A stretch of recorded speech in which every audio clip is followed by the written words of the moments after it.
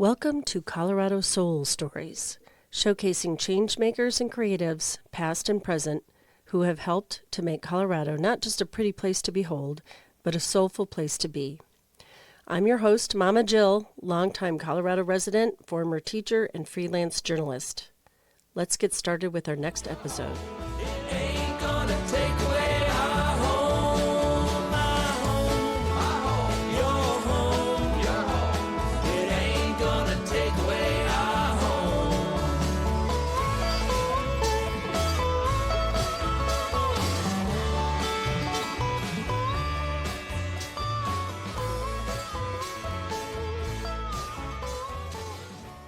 Okay, Mama Jill back here at the Sunnyside Music Festival, and one of my former preschool students came by with her mom, Erica. This is Joy. You want to say hi, Joy? Hi, What grade are you in now? I'm a sophomore in high school. High school. You look like a model. But I know you're very intelligent, so you're pretty and smart. Yeah. What are your interests lately? I play volleyball and I'm on my student government. Oh, good. Good. Awesome. How are you, Erica? I'm great. How are you liking Highland Electric? Oh, the plug-in is pretty awesome. Yeah. More our style. Yeah. Right? I can't wait to see. I haven't seen them live yet. I wrote that article and I haven't been able to see them live, but I've seen the videos. We are about to have an interview with Andy Carlson of the Highland Ramblers, formerly. Now that band has morphed into Highland Electric, a very cool jam band with what I hear has a really cool light show as well. You just heard me talking to Andy's daughter, Joy, who was my preschool student. The audio's a little scratchy there. And her mom, Erica, Andy's wife, lovely people that I've known initially from Joy coming to my preschool. And we discovered Andy's band, the Highland Ramblers, and enjoyed them for a really long time. Andy is a huge part of the North Denver community, has lived here for a long time, and shares his talent and his music with everybody. And he writes his own songs, and, well, let's just give a listen. Here he is. Hey there. No. We're back here. Hi, Erica. I'm here with Andy Carlson of the Highland Electric Company. Welcome, Andy. Hey, Jill, thanks for having me. Gauging our podcasting at a festival here today with different mics and stuff. And we all heard me talking to Andy's daughter, Joy, earlier. She's a grown-up girl now. I had her when she was about 3-4 years old at That's preschool. right. That's where I met you. And that's how I met Andy and Erica. And then I would be looking for music to go here, and it turned out that Andy was in a band called the Highland Ramblers, That's right, yeah. and we'd go to Highland Pacific. Those were the early Those days. were the early days. Chef Ed had us come and play. Yeah, And yeah, the funny thing about Highland Pacific is it was kind of a really tough place for an acoustic band, but it was such a vibrant community and regular place to go see music. It was, when can we play at Highland Pacific? Right. We lived right around the corner, and I saw lots of stuff there, so I felt honored to be able to grace that stage, if that's even what you would call it. Right. Yeah. The floor just gather around the floor. So Andy and I were talking about his journey to Colorado. He and Erica met in Chicago, That's correct. and you were already in a band there. Yeah, I think I started the band after I met Erica, so that wasn't the band that drew her to me. Okay. I actually have a funny story about that. So, I've always enjoyed folk music and bluegrass. I definitely was influenced by that, like in some of just my musical heroes. And if you watch, the Grateful Dead started as a jug band. And I remember I went to a music fest in 2002 called Bonnaroo. It was the first year it had happened, and I traveled down there with some friends. And we got there early. We still had to wait in 9 hours of traffic to get into the festival, but there was no music the day we arrived. However, they did put some music unofficially on some little side stages to entertain the people that had gotten there early. And I saw this band called the Hackensaw Boys, and they were from West Virginia, I think. They're still around today. They've gone through many mutations, but it was a single microphone and about 7 individuals just standing around this mic with maybe a couple thousand people underneath the tent. I mean, it was, it was everyone, that was the thing to do, like what's going on at Bonnaroo. We didn't even know what Bonnaroo was. It's been a festival that's been going on for over 20 years now. Yeah. And I watched this band and I stood there and I go, I want to do that. Like, I want to play and bring people together, right? Community, and feel that, because you could see with a single microphone recording, you can feel the energy between the musicians and their respect for each other when they step up and take a solo and they go back. Yeah. And, regardless of what it is, whether it's bluegrass, jug band, folk music, just singing around a single microphone, it's electric, right? It gives you the chills. Yeah, so fast forward a few years, right? I played guitar in high school and studied a little jazz guitar in college. I wouldn't say I was proficient at it, but I gave it a go. Yeah. And one of our friends who was getting married, actually the friends that introduced Erica and I, asked me to play guitar at her wedding with one of her friends that sings. And I said, well, I better start playing guitar again, and brush up my chops. And one of the things that's really cool in Chicago is there's this place called the Old Town School of Folk Music. So you're talking about Steve Goodman, John Prine were some of the early founders of that institution. It's a place where anyone can go. It's a lot like Swallow Hill here in Denver. Actually, I think they may have modeled it after that, or may have some relationship with them. But it's in North Chicago, and you can sign up. It's got these like quarterly semesters where you can take guitar lessons, group lessons. And I was like, that's what I'm going to do. I'm going to spend a little money and I'm going to brush up my chops for this wedding. And I looked at the classes that were available, and my brain just, like a squirrel, was like jug band, intro to jug band ensemble. I was like, that's it. I drew the connection. Meanwhile, since Bonnaroo, I'd been talking, to tons of my friends at parties. We need to start a jug band. Like, that's what I called the Hackensaw Boys. And so I took a jug band class, met a really cool guy named Arlo Leach, who was super passionate, roughly around my age. It was all about education and blues music and jug band music and where it came from and why it was popular and who played it. And we learned how to build our own instruments, washtub basses. Oh, I love that. Yeah. And then once you got through that first class, you got to be in the jug band ensemble. So basically what that taught me, how to form a band, how to use lead sheets, how to get people that maybe have never played together to start playing together. And I think you've experienced that a lot, right? I mean, you go to lots of folk fests and picks and stuff like that, and you see it all over Colorado. It's a beautiful thing. That got me interested in forming a band, and eventually I did that in Chicago and came here and kind of implemented the same blueprint with the Highland Ramblers, and we played for 16 years in the neighborhood. Has it been that long?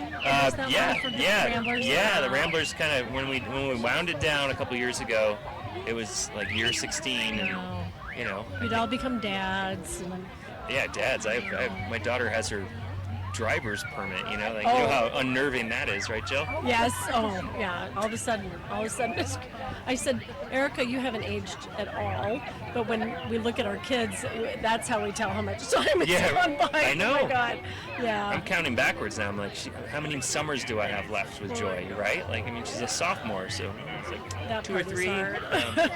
Maybe. She's talking about moving, but we'll see. She'll find out Colorado's the place to be, though. Yeah. That's what happened with Jack. Yeah. Okay. Good.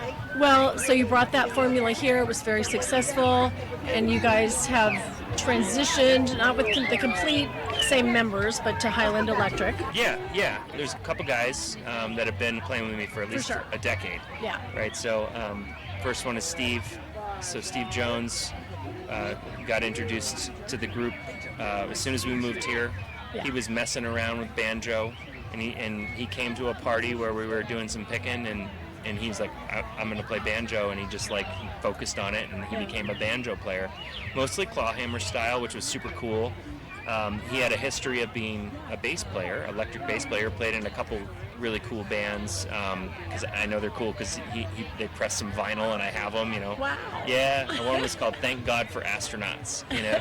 I think there were trios or, four pieces, and then Scott Robinette played drums, and that was really like the third iteration of the Ramblers. We had been a jug band with homemade instruments, we had been a string band with slightly different members. Some of these members were persistent, and then I'd say the last 8 to 10 years, once we introduced Scott, it created a lot of space for us to have like a steady rhythm, and if you're a guitar player in a string band, that's usually your job, right? Yeah. So we all get to do a little different things, kind of transitioned our songs. You hear those slide whistles? Yeah, we've been hearing them all day. Yeah, the Fletcher Hinton people told me they were going to be noisy. Yeah, thank you for the gift. Yeah. It's such a great such a great local music store, though. Can't complain, Kind right? of goes with the jug band idea. Yeah. Oh yeah, I know how to play one. You know, when I say that, you know, proficiency and expertness, they're not Some of the kids don't have the dexterity to move the little slide. Blow. I got to tell you, before we move on, speaking of the jug band and make your own instruments, another visitor to my podcast was Cipriano Ortega. He played in my yard during the art walk also. Yeah, I know you were doing a bunch of concerts out Right, there. I got so lucky that all the bands I liked didn't have gigs, but so we made this outdoor space, and I was very fortunate that the Highland Ramblers came, and this young man named Cipriano reached out to me. Later found out he's Tony Ortega's son. He's a well-known artist, but Cipriano has made a name for himself as well. But he's way into the two-string bass, like Jack White style. Okay, like And- fretless two-string? Yes. Or, yeah. I mean, that's one of my favorite bands from growing up is called Morphine. Oh, yeah. And was a band out of Boston. Saxophone, drums, and the lead So singer, simple. who sounded like he swallowed a glass full of nails, played a two-string slide bass. And I bought their vinyl. I'm a big record collector. Okay. And so I'm kind of going back and trying to find all these represses or originals or whatever, of some of the stuff that I love to listen to. I think the music you physically own is somewhat autobiographical. Get your records organized, and you can kind of walk through memory lane every once in a while. And whenever I put Morphine on in the house, Erica turns around and she's like, "What is this?" Oh. This is a little bit of like not a learning curve, but like a listening curve, right? Like to get, but it's Kind of like trying scotch for the first time or something. Oh yeah, sure. Yeah. So anyway, I'm with you on the two-string bass. Do you want to play? Sure, love to. We're going to take a quick pause to hear from one of our local sponsors. You've seen them, the big bold banners hanging from city light posts announcing the latest art exhibitions. Did you know those very banners can live on as art in your home? At betterwall.com, we rescue authentic museum banners after their time on the street and give them a second life. Each one features stunning artworks from Rembrandt, Jasper Johns, Wyeth, Renoir, Monet, and more, making them true statement pieces for your walls, indoors or out.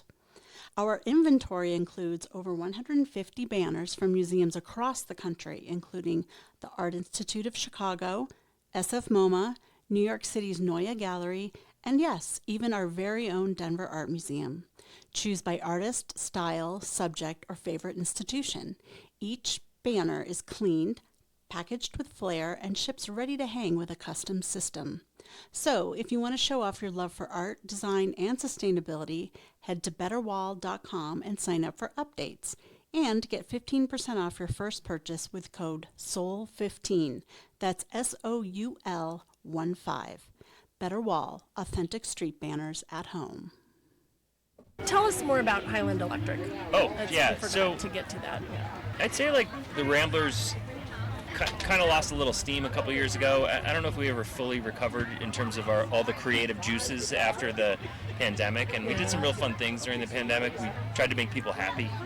Played some socially distant shows. We did someone's 40th birthday party in the middle of a street, and even some of those projects where we'd all record a part, and put a video together. And Steve, who was our banjo player, and I was telling you about him, he's a podcast editor, and he plays bass in Highland Electric Company. He's been the only guy in the band that's been through all iterations with me.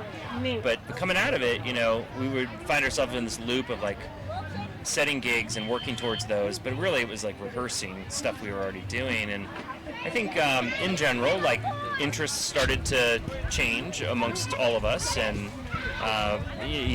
there were a couple rehearsals where people bailed at the last minute, and we had the rehearsal space like scheduled, and it was Scott and Steve and I that were like could do it.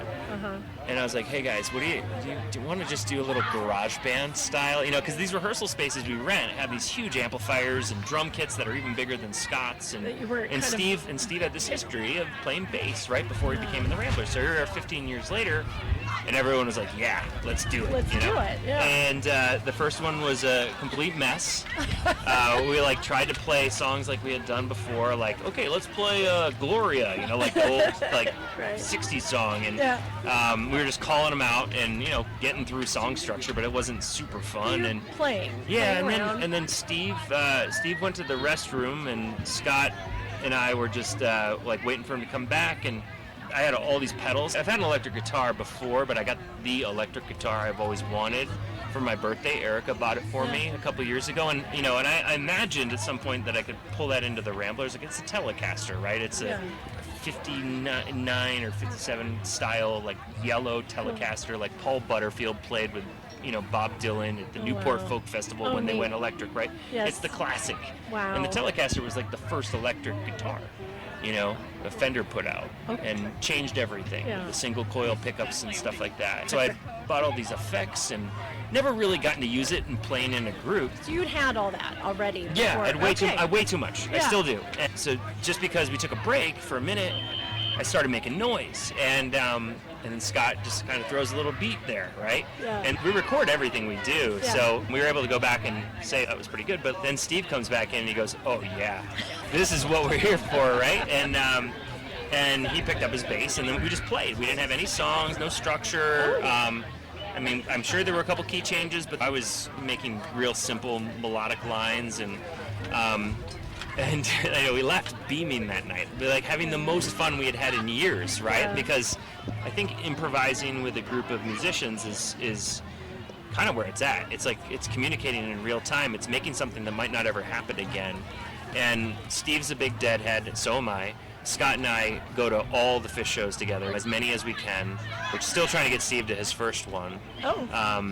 But, both of those bands, those jam bands, right, that's what got me into bluegrass. When I grew up in New Hampshire, there was Fish stickers on every car in the high school parking lot. So when I went in my sophomore year into Concord High School, I was like, what is this band? And finally someone gave me a tape. I'll never forget it, a tape, and I started collecting tapes, listening to them. I went to my first Fish concert in 1994, and what's cool about them is they just are, I struggle to give it a single word, but it's whimsical. It's like, it's so fun. Like, they play with no pretense. They play rock music, they play covers, they play originals, they play composed music, they do these big jams. You never know what you're gonna get.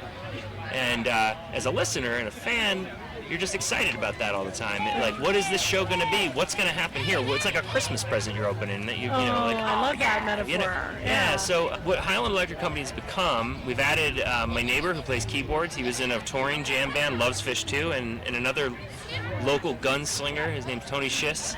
I had seen him around for a decade. We had, been casually chatting about doing a project at some point, and we were able to convince him. Awesome. Yeah, I think we got like a real thing going, man. Like, when we do a show, I call it a show, not a gig, right? Like, we're trying to put on an experience, and one of our goals as a band is to never stop playing. Like, we want all the songs to blend together. And part of that is smart. I'm giving myself some credit. Like, you stop playing, people might leave, right? So if you keep playing, they're like, what is going on? Yeah, it's fun. It's exploratory. We're writing originals now. We've got a handful that we play live. I got some ones that we're working on. We played our first show at Lot 46 last July, so over a year ago, and they booked us for a whole year. They gave us a date every few months, basically. And we're coming up on our last show at Lot 46 this year on October 24th. It's close enough to Halloween that we might just do something special, but we've done a lot of cool things. We called it the Highland Electric Company because we wanted to preserve what was so cool about the Highland Ramblers is that even if people hadn't heard your name, they thought they had. Yeah. And I think I've seen you guys before. Yeah, Highlands. All right, cool. And I think you're the one that said when I was talking to you about the paper, the Denver Star, you called us hyper local. I now describe ourselves as hyper local. Like, we've always wanted to live here, engage here, be a part of the community. But what was really cool about the last few shows of the Highland Ramblers, and one of them was at Local 46 before it got torn down, was, we looked back and we said, like, how do we do that again? How do we throw a party where everyone's dancing, letting it go? How do we play music that people, like, love and let loose, right? Yeah. Bluegrass is a little buttoned up and maybe sometimes doesn't have all that groove, and and I think that's what we're trying to achieve is we're going to spend time performing and asking people to come see us. That's still how it feels. I want them to want to come, right? And and the other thing I believe, and this is a little bit of maybe imposter syndrome coming out, is that you got to swing above your weight, right? When you're starting a new project, I want people to be like, wow, wasn't expecting that. So we invested in a full lighting rig, and we have a friend that learned how to do lights. Okay. And we've got like a haze machine. It's not quite as nasty as a fog machine, but gives it a little bit of texture on stage, and the lights go down to nothing and come up, and he's literally playing along with us. They're not pre-programmed, and they're not sound responsive. Much like a lot of these jam bands are doing, but you're seeing it at a local bar that maybe you stumbled into, you were trying to get a drink, or you heard a band was playing at, or your friend dragged you there because they wanted you to see your friend's band. Who knows? But we want to create an experience, right? Time is valuable. It's something I say at almost the end of every show. Your time is precious. Thank you for spending time with us. We really do appreciate it, but we're having, a blast doing this because it's pushing all the creative buttons that, I think maybe we got a little stagnant with, it's time for that interruption. It's always, different. Yeah. It's not as quite as extreme as I heard the Avett brothers. Seth Avett has a rap album he just put out, and everyone's freaking out about that. I love the Avett brothers. I'm like, no, don't put a rap album out. And I thought it was a joke. It's not as bad as that, but I mean, I think what I'm doing and what we're doing is kind of chasing the music that we love to listen to. Yeah, and, I think that makes a difference too, and you love doing it. Those are the kind of bands that really attract me, I think. And that doesn't mean that all bands don't enjoy what they're doing, but sometimes it becomes too much of a job, maybe, with any kind of art, whether it's painting or writing. If it becomes too much of a job, the joy kind of dissipates a little bit. Absolutely. I mean, I feel super grateful that I live in a community that will show up, right? And I also feel grateful that I've been able to create experiences and be a part of that, and I'm not trying to be arrogant about it at all. I think it's like, but this is part of the reason we stayed in North Denver as opposed to moving to a suburb, or I worked in Boulder for over a decade and we thought about moving closer up there, and we're like, no, this is where we need to be. And even though it's changing in front of our eyes, if you've been here a long time, you've got your roots down here. You're an integral part of this community for your music and just being a family guy and participating in life here. You're invested. I can tell that. Yeah. And I think thank you. When you stay, it hurts to see some of the changes, but it's like talking to you right now is just making me feel really good. I mean, the changes, that's the one thing you can count on is change. Oh yeah. What I've been saying lately is the way. The way it changes. Sometimes maybe we can have a little bit more influence over that, Yeah. I mean, there's certainly big developments going up, and taller buildings, and the shops are getting a little more expensive. Oh, very. But so we've got these. I'm averting my gaze from Andy because some preteens are playing soccer near us. I just hope their ball doesn't hit us. That's all I'm I got you. concerned about. I got you, Jill. I got you. They're having fun. Yeah, this is fun. It's thank you for having me. You've done a really great job of helping, both documenting and advocating for whatever musical project I've been involved in. There's a couple nice articles, and and I'm super impressed with your podcast. I think it's got a really cool theme, and it's just So I'm honored to be a part of it. Well, honored to have you, and I'm so glad I'm archiving you this way now. Yeah, too. yeah. Yeah. Like a modern day Alan Lomax here. Like, get your Zoom recorder out. Yeah. Right, yeah. Mama's learning. Headphones look good on you. Yeah. I'll play the song. I mean, you're playing our Ramblers. Oh my song. God, I forgot to mention that. So basically the theme song I've used for every podcast has been the Ramblers song Lyons, which I'm assuming you wrote, or did you? Yep, I wrote that. Well, I mean, I was working up in Boulder, and I'll never forget it. I had this car.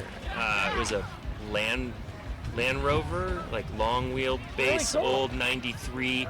I bought it at the Coral Room for $1,000. You remember the Coral Room? Yes, I do. I bought it from the bartender at the Coral Room. And Grant? Was it Grant? no, John East. I was getting my car fixed because there was this place up there in Boulder, and the flood of 2013, it was 2013 I think, Yep. was just starting to happen. And I remember looking at the streets and being like, that's a lot of water.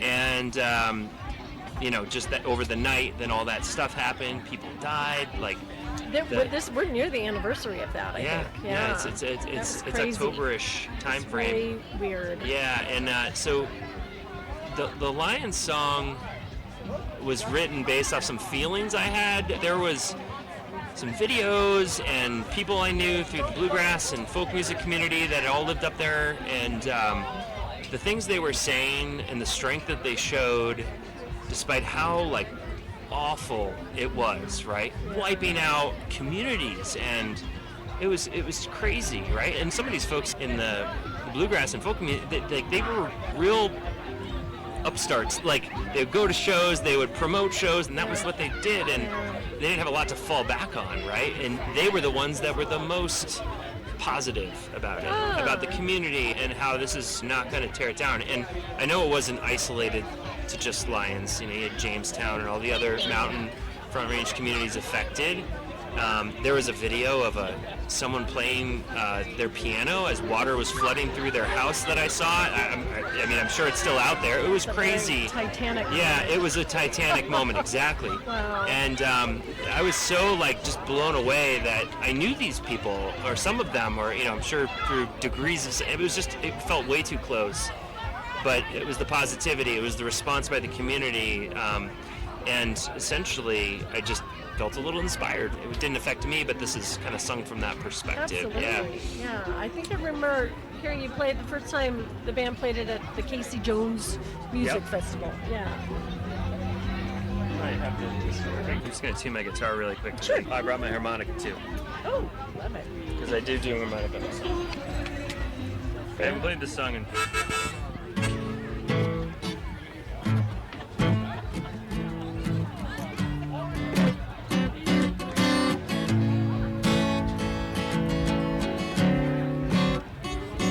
Well, it rained for 7 days now, and it poured for 7 nights.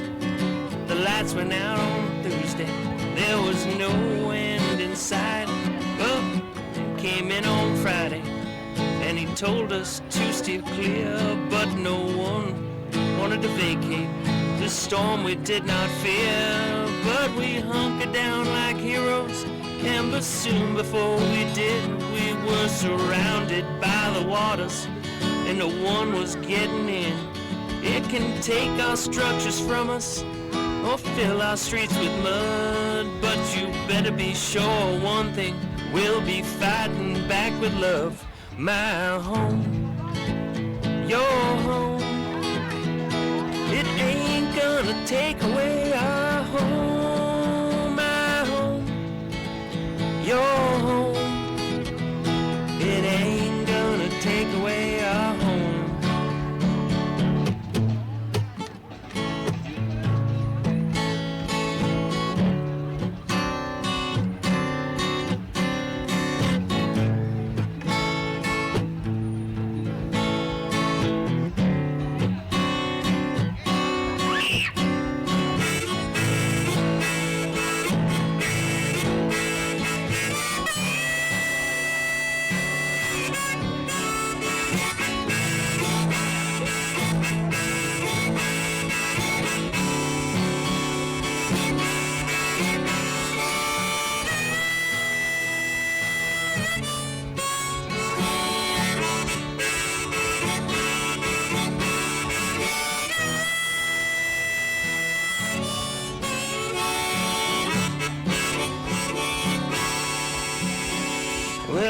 been for 20 years now, and I plan to stay for more.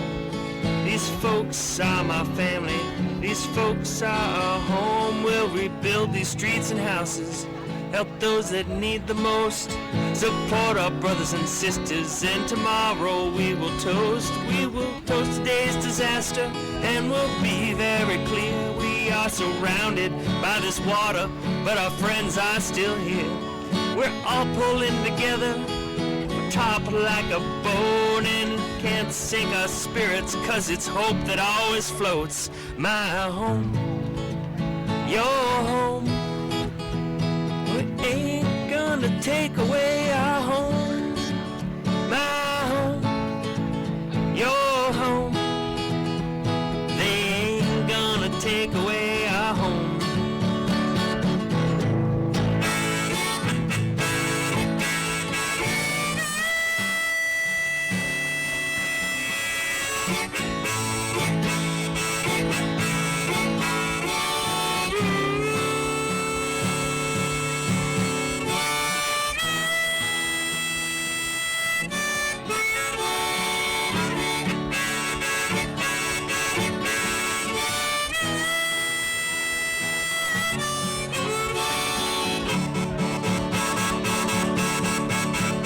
My home, your home, they ain't gonna take away our home. My home, your home, they ain't gonna take away our home. My home, your home, they ain't gonna take away our home.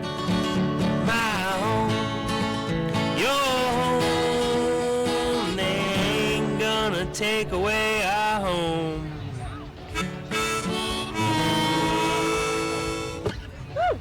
Love it. Yeah. I love that song. And now you guys know the background to it. And it's a truly Colorado song. Yeah, I hope that came out. It sounded It's been a great. while. It's been a minute Well, since of I course, played it. I've listened to the whole band Yeah. play, so that was fun to just have you. And of course, you can play the guitar and the harmonica at the same time, which I don't know how you do that. Yeah, I haven't been doing that either. You know, now I'm just playing with a bunch of pedals and stuff. Right? And I'm going to admit to the listeners that I have not been to a show of Highland Electric, but I plan to come to one soon. And Yeah. Erica was talking about the light show and stuff. And all Oh, that. really? Oh, yeah. Well, it's been a little dialed in. I remember Okay. her first piece of feedback on it was that is too much. I mean, it was just like, I think my friend Marco, who graciously picked up the duties, he's pretty interested in. Yeah. He's not a musician, but he watches a lot of music and a lot of jam bands. He's like, I could do that. Okay. And I think he was like experimenting with a lot of like the strobe lights and all this stuff, and he's got it more dialed in. We've been doing it for about a year, and so we're trying to She must make have it. proved now. Yeah, I think it's gotten She better was for bragging sure, about it, yeah. for sure. I But can't yeah, wait to that's see. definitely part of it. I talked about swinging above our weight. Like I want people to come and be like, wow, wasn't expecting that. And honestly, I feel like I'm playing and writing some of the best music because it's so inspiring, right? When you can do all these things and there's all this talent around you, and you can take an idea and it turns into something awesome, in 45 minutes, right? Oh, so wow. yeah, That's very that cool. doesn't mean it's finished, but we got a lot of those going on, yeah. The skeleton and the Yeah. basic parts, that's pretty magical. Yeah, Pretty. yeah. Very cool. So it's cool. We're doing Lot 46, which is, Naya, who owns Lot 46 in Edgewater and Pizza, and did Local 46. We've done a lot of things for her, and we just love playing there. It's a tiny little part of the room. It community, gets too. pretty, it gets Yeah. pretty full of people. Oh, yeah. Standing and, room only, usually. Yeah, when I it's go great. there. People are moving and grooving and having a good time, and we just it's kind of our home base right now. So All right. So yeah, come on So out. glad. Andy, thanks for being here. Of course. I feel so very yeah. fortunate. Yeah, I think that I love what you're doing with all these stories. I wasn't sure originally if it was just music, and it's so much more than that. And it's kind of connecting dots for me. I've heard of this, heard of that. Ooh, I've heard Jill talk about this, or seen it in the paper. And to hear people's voices and their stories around some of these ideas, and artists and just creators, whatever. It's very soulful people and subjects, I feel like. It's so great. Yeah. You're on this is a cool mission, It is a mission. Yeah. Mission and passion. So thank you for being part of it. Of course, yeah. Well, anytime. Well, now that I heard the Reels brought their band, I'm like, well, we're going to get a shot. Maybe we can have you over our practice space. We could just do I would it love up. that. Yeah, Okay, you heard it here. I'll hold you to it. All right, we're signing off with Andy. Yeah, thank you so much. Okay, thanks. Welcome to Nude Foods Market, where we make plastic-free grocery shopping convenient, easy, joyful, and local. We have everything from produce, snacks, meat, and fresh bread, to home care, body care, and ready-made meals. The big difference is that our deeply researched organic and local groceries come pre-packaged in returnable glass jars.